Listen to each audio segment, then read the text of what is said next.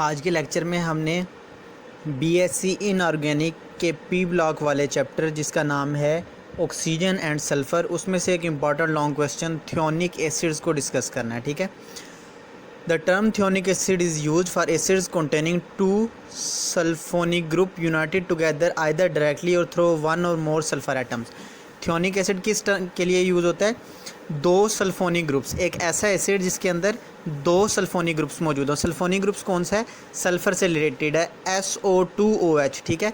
यो या तो डायरेक्टली जुड़े होंगे या इनडायरेक्टली जुड़े होंगे बीच में सल्फ़र एटम्स की मदद से। अब इसका जनरल फार्मूला याद रखना है। इसके जनरल फार्मूले से ही इसकी अगली टाइप्स का फार्मूला याद करने में हेल्प होती है। जनरल फार्मूला क्या है इसका?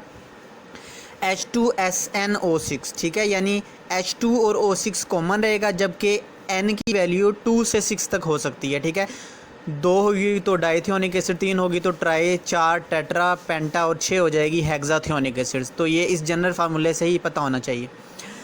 The thionic acids are named on the basis of sulphur atoms they contain. जितने सल्फर एटम्स होंगे उतना उसके नाम पे उनका नाम रखा जाएगा।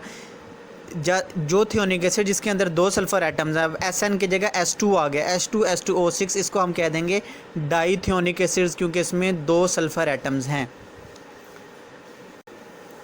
इसी तरह अगर S3 हो गया, S4 हो गया, S5 हो गया, S6 हो गया, बाकी सारा सेम रहेगा। S का फ़र्क है तो उनके नाम ऐसे ही ज़्यादा होते जाएंगे। 3 वाले का ट्राइथियोनिक, 4 वाले का टेट्राथियोनिक, 5 वाले का पेंटाथियोनिक, 6 वाले का हेक्साथियोनिक एसिड। ठीक है। जो फ्री थियोनिक एसिड्स हैं वो अनस्टेबल हैं, इसी वजह से ये सिर्फ सोल्यूशन में या साल्ट की फॉर्म में पाया जाता है, वैसे नहीं पाया जाएगा, सिर्फ सोल्यूशन और साल्ट में पाया जाएगा। थियोनिक एसिड को दो ग्रुप्स में क्लासिफाई किया जा सकता है। डाइथियोनिक एसिड जिसमें दो सल्फोनिक ग्रुप्स लिंक टुगेदर हैं डायरेक्टली। ठीक है, दो सल्फोनिक एसिड ग्रुप्स डायरेक्टली जुड़े हुए हैं। सल्फोनिक एसिड ग्रुप कौन सा होता है? SO2OH। और दूसरी टाइप है पॉलीथियोनिक एसिड। पॉली से आपको नाम से पता लग रहा है, दो से ज़्यादा वाले को कहते हैं पॉली। ठीक है, पॉलीथियोनिक एसिड वो है जिसमें दो सल्फोनिक ग्रुप्स इनडायरेक्टली जुड़े होंगे, यानी डायरेक्ट नहीं जुड़े हुए बल्कि इनके दरमियान में सल्फ़र एटम्स मौजूद हैं, तो वो पॉलीथियोनिक हो जाएंगे, यानी जिनके अंदर सल्फ़र एटम्स आ जाएंगे। डाइथियोनिक के बाद आगे पॉलीथियोनिक की कैटेगरीज आ जाती हैं। ठीक है, ट्राइथियोनिक, टेट्रा, पेंटा, हेक्सा, वो सारे फिर पॉलीथियोनिक हैं। अब इधर इनका जनरल फार्मूला क्या है? H2SnO6, ये जनरल फार्मूला है। अब N वाली फॉर्म में देखते हैं, देखो ज़रा। इधर हमने पढ़ा है जनरल फार्मूले में सल्फोनिक एसिड ग्रुप्स कौन से हैं? SO2OH। तो ये साइड पे देखो, SN के एक तरफ मौजूद है SO2OH। ठीक है, और SN के दूसरे तरफ भी मौजूद है SO2OH। तो यानी दोनों तरफ SO2H मौजूद है और दरमियान में क्या मौजूद है? S। इस तरह इनका फार्मूला होगा, ये जनरल फार्मूला लिखा हुआ है। अब इसी तरह 3 वाला, 4 वाला है S5, S6, ये पॉलीथियोनिक है।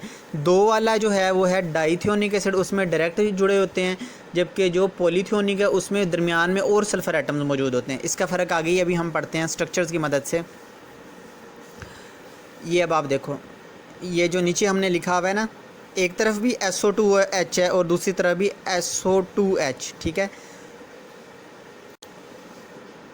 एक तरफ भी SO2OH है, दूसरी तरफ भी SO2OH है। तो अब दो सल्फोनिक एसिड ग्रुप्स होते हैं। देखो ज़रा, ये दरमियान में सल्फ़र, और सल्फ़र के एक तरफ भी SO2OH और सल्फ़र के दूसरे तरफ भी SO2OH।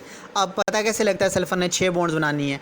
इधर अब आपको पता है सल्फ़र छठे ग्रुप में मौजूद है। सल्फ़र कॉमनली -2 बनाता है, मगर इधर ये +6 यानी 6 इलेक्ट्रॉन लूज़ करके बॉन्ड बना रहा है।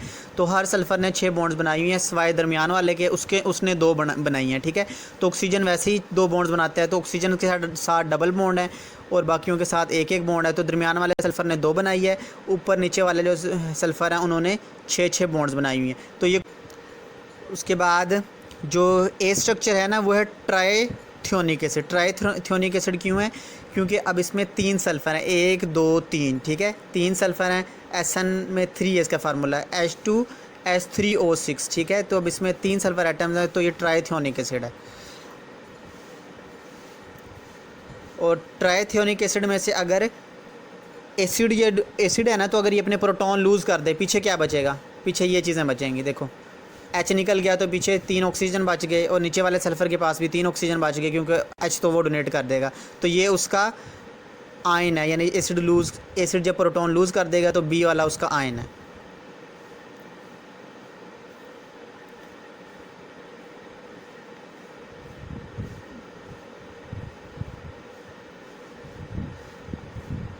अब डाइथियोनिक एसिड्स की तरफ चलते हैं। उससे पहले आपको दोबारा मैं ये रिवाइज़ करवा दूं, इसको डाई नहीं समझना, ठीक है। पहले मैंने इसको डाई बोला है, मगर ये क्या है, ट्राई, क्योंकि इसमें 3 सल्फ़र एटम्स मौजूद हैं। अब डाइथियोनिक एसिड में क्या है, 2 सल्फ़र एटम्स मौजूद हैं, SN की जगह S2 हो गया। डाइथियोनिक एसिड कैसे बनता है, इसकी प्रिपरेशंस आपको आनी चाहिए। जब MnO2 रिएक्ट करता है H2SO4 के साथ, ठीक है, तो MnSO4 बन जाता है, MnS2O6 बन जाता है और 3 वाटर बन जाता है। उसके बाद MnO2 जब 3SO2 के साथ रिएक्ट करता है Mn2SO3 ट्वाइस बन जाता है, और जिसमें जब ऑक्सीजन ऐड करते हैं तो MnS2O6, ठीक है, तो ये बन जाता है MnS2O6 बन जाएगा। उसके बाद इसको मज़ीद आगे सॉल्व करना है। BaS2O6 प्लस H2SO4, जब BaS2O6 बनेगा प्लस H2SO4 होगा तो ये बन जाएगा BaSO4 प्लस H2S2O6, यानी ये डाइथियोनिक एसिड बन गया। इस तरह लास्ट वाले में देखो 2H2SO3, H2SO4 होता है सल्फ्यूरिक एसिड, मगर ये SO3 है, ये क्या है, सल्फ्यूरस एसिड। ये भी रिएक्ट करेगा तो डाइथियोनिक एसिड बन जाएगा प्लस वाटर बन जाएगा।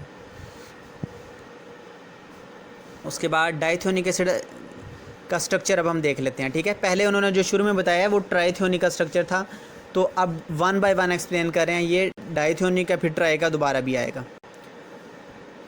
डाइथियोनिक एसिड अनस्टेबल है, और जब इसको हीट करते हैं तो ये टूट के इनमें कन्वर्ट हो जाता है। अनस्टेबल से मुराद है ये अपनी हालत में ज़्यादा बरकरार नहीं रहता, तो ये टूट के किस में चला जाएगा, सल्फ्यूरिक एसिड में और SO2 में, ठीक है। अनस्टेबल वो चीज़ होती है जो अपनी हालत में बरकरार नहीं रहती। जो साल्ट्स और अल्कली और अल्कलाइन अर्थ मेटल्स हैं वो बॉइलिंग एक्वा सोल्यूशन में स्टेबल होते हैं, जबकि अदर साल्ट्स डिकम्पोज हो जाते हैं। तो ये वाला साल्ट क्या है, एक चीज़ का टूट के एक से ज़्यादा चीज़ों में चले जाना डिकम्पोजिशन कहलाता है। तो S2O6 2 नेगेटिव ये कन्वर्ट हो जाएगा सल्फेट आयन में और सल्फ़र डाइऑक्साइड में। ये किसका आयन है, S2O6 2 नेगेटिव, ऊपर वाले का ही आयन है। जब ऊपर वाला जो है डाइथियोनिक एसिड ये 2 प्रोटॉन लूज़ कर देगा तो पीछे ये इसका आयन रह जाएगा, ठीक है। अब डाइथियोनिक एसिड को ड्रा कैसे करते हैं, मैंने आपको स्टार्ट में बताया था। डाइथियोनिक एसिड में डायरेक्टली अटैच होते हैं, देखो S के साथ डायरेक्टली अटैच है, जबकि ट्राई में डायरेक्टली अटैच नहीं होते। पोली वालों में दरमियान में और सल्फ़र एटम्स आ जाते हैं, जबकि डाई वालों में दोनों डायरेक्ट अटैच होते हैं। इस वजह से आपने याद रखना है। तो ये देखो इसमें डायरेक्ट अटैच हैं, एक तरफ SO2OH ग्रुप और दूसरी तरफ भी SO2OH ग्रुप जो हमने पढ़ा है, ये डाइथियोनिक एसिड है। अब इसमें से अगर प्रोटॉन लूज़ हो जाए तो ये आयन बन जाएगा डाइथियोनेट आयन, ऊपर -2 आ जाएगा, ठीक है। उसी में से अगर प्रोटॉन्स लूज़ हो जाएं 2 तो ये डाइथियोनेट आयन आ जाए। अब डाइथियोनिक एसिड अलहदा टाइप है, उसमें सल्फ़र एटम्स डायरेक्ट अटैच हैं। पॉलीथियोनिक एसिड में फिर मज़ीद टाइप्स आ जाती हैं, ट्राई, टेट्रा, पेंटा, हेक्सा। पॉलीथियोनिक में डायरेक्ट अटैच नहीं होते, बल्कि उनके दरमियान में और सल्फ़र एटम्स आ जाते हैं। इनकी प्रिपरेशन देख लेनी है, ठीक है। SCl2 + 2 SO3O2 negative, S3O6 2 negative plus 2 Cl negative. इसमें से जब हम H2S गुजारेंगे सल्फोरस एसिड में से तो ये कन्वर्ट हो जाएगा H2S2O3 प्लस वाटर में। उसमें से जब हम फिर दोबारा सल्फ्यूरिक एसिड गुजारेंगे तो ये कन्वर्ट हो जाएगा H2S4O6 प्लस वाटर, उसमें कन्वर्ट हो जाएगा। फिर उसमें हम 3H2SO4 ऐड करेंगे तो वो H2S2O3 H2S3O6 प्लस 2 वाटर में कन्वर्ट हो जाएगा, और लास्ट पे H2S6O6 कन्वर्ट हो जाएगा H2S5O6 प्लस S में। अब इसकी टाइप कैसे पता लगती है स्टूडेंट्स, S के ऊपर जितना नंबर हो ना उसके लिहाज से उसका नाम आ जाता है, ठीक है।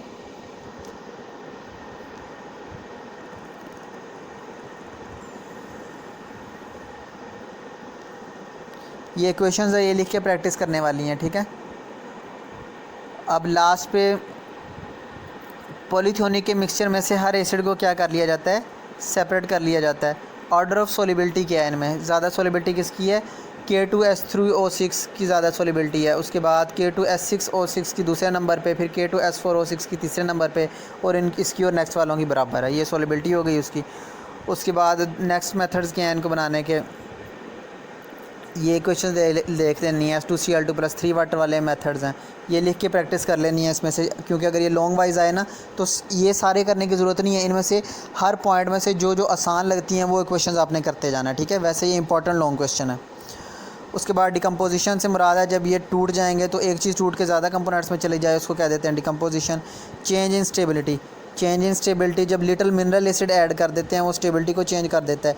इनकी डाईप्रोटिक नेचर है, डाईप्रोटिक से मुराद है ये 2 प्रोटॉन देते हैं, डाईप्रोटिक नेचर से मुराद 2 प्रोटॉन देते हैं। स्टेबिलिटी, ये एक्वा सॉल्यूशंस में स्टेबल हैं, जबकि जो अल्कलाइन अर्थ मेटल्स के हैं वो लेस स्टेबल हैं। सोलिबिलिटी, पॉलीथियोनेट्स पानी में सोलिबल हैं सिवाय मरकरी वगैरह के, ठीक है।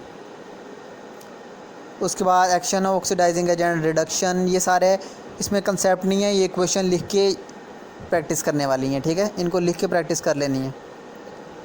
अब ट्राइथियोनिक एसिड्स की तरफ आते हैं, ठीक है। अब ट्राइथियोनिक एसिड किसकी टाइप्स में से आ जाता है? पॉलीथियोनिक एसिड्स की। अब इसको देखते हैं ज़रा। अब देखो मैंने कहा था ट्राइथियोनिक पोली वो होते हैं जिनमें दरमियान में भी सल्फ़र एटम्स आ जाए। अब ये आपस में डायरेक्ट अटैच नहीं है बल्कि इनके दरमियान में एक और सल्फ़र एटम्स आ चुके हैं, इस वजह से ये क्या हैं? 3 ट्राइथियोनिक एसिड्स। तो इसकी प्रिपरेशन देख लेनी है, प्रैक्टिस कर लेनी है, ये इंपॉर्टेंट लॉन्ग है। इसमें से जब H निकल जाएगा तो ये -2 वाला आयन बन जाएगा। फिर टेट्राथियोनिक एसिड, टेट्राथियोनिक में S की जगह 4 आ जाएगा, इसकी बैलेंसिंग कर लेनी है। मेन आपको ना इसका जनरल फार्मूले वाला कंसेप्ट पता हो और आयन का कंसेप्ट पता हो, बाकी फिर आप क्वेश्चन से प्रैक्टिस करते जाओगे आगे। उसके बाद टेट्राथियोनिक एसिड की देख लेनी है, प्रिपरेशंस देख लेनी है इसकी।